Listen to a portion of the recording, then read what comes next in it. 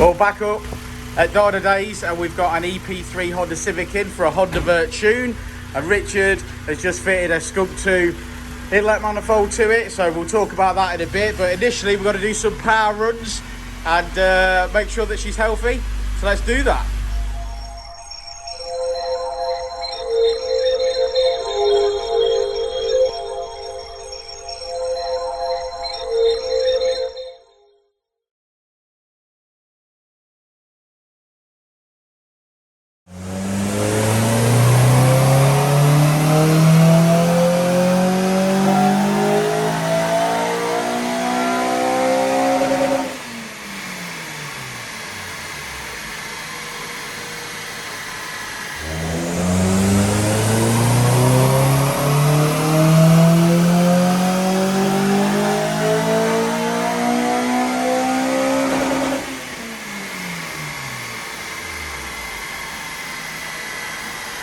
Okay, so stock power runs are done and she has started off. We've got a base figure of 204 brake horsepower, so that's what we've got to beat.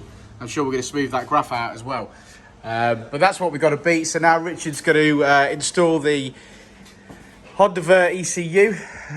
Get cracking, you all right, Rich? Well, I will when you give me a Hondavert ECU. Well, I'm going to give you a Hondavert ECU in a minute. It's all right. All right. You're getting upset just because you had to work yesterday. Oh. Hey, I loved yesterday. It was nice and relaxed and chilled, and we got some good gains on an FN2. I really enjoyed it. It was all right yesterday. It was good, yeah. I enjoyed it. Right, okay, let's get an ECU. So here we have a Hondavert board inside an ECU. Thanks, Jason, spraying with cold air. There you go, Rich. Hand it over. The laptop charger? Yeah, I'll go get it. This is legitimately take 4 of this section of this video. I've been trying to get my words out and that's not been working. So let's do this for the 4th time, Richard. So Richard is now installed the ECU and now we're uploading our base file. That's our base tune, it's our starting point. It's where we've got our favoritist. Is that even a real word? Favoritist? We've got our most favoured settings, calibrations in the ECU, and that's our starting point. At that point we start tuning and data logging.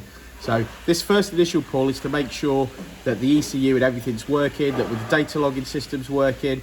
Once we've done this section and we've put it on and it's back on the rollers and it's spin. I'm struggling today. You are struggling. I'm not editing it now. This is, like I say, this is my 4th take. So basically, after this is installed, now we run it on the dyno and make sure that everything works. At that point, it's all hunky-dory and it's time for Richard to start tuning. That's about right. I think that I've completed this section. I'm not going to make you do it again. I'm not doing it again. So yeah, so there we go. Let's do it.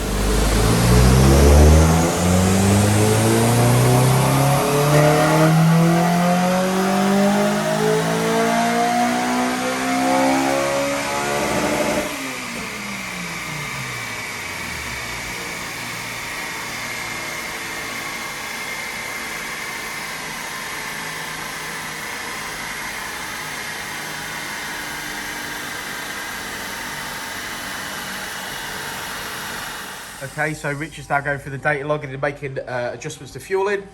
And then obviously we run again and we have another look, and that's how we do it. In and out, shake it all about. Here we go.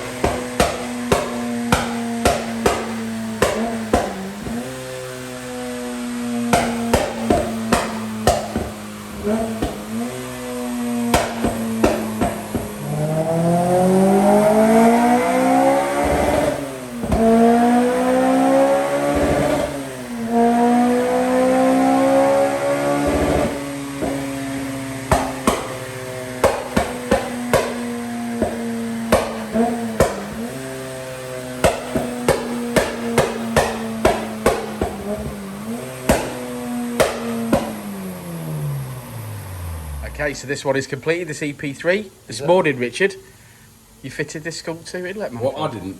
Mr. Young Jason fitted it. Mr. Young Jason. How did you feel about that, Jason? How did it go on? Bob. Easy to fit? Not today. Not today. No, these are a bit of a pain. You have to cut the front panel. They don't fit very nice in the EP3, and they're quite jammed against the top rados as well.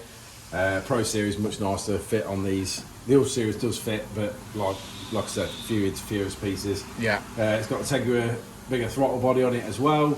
It's got a few nice pieces on it. 4-to-1 manifold decap. Unfortunately, it's on a 2¼ inch exhaust. Okay. On a HKS high power. Did that hinder us today? Yeah, definitely. Okay. I mean, almost identical mods to the one that we mapped on Friday.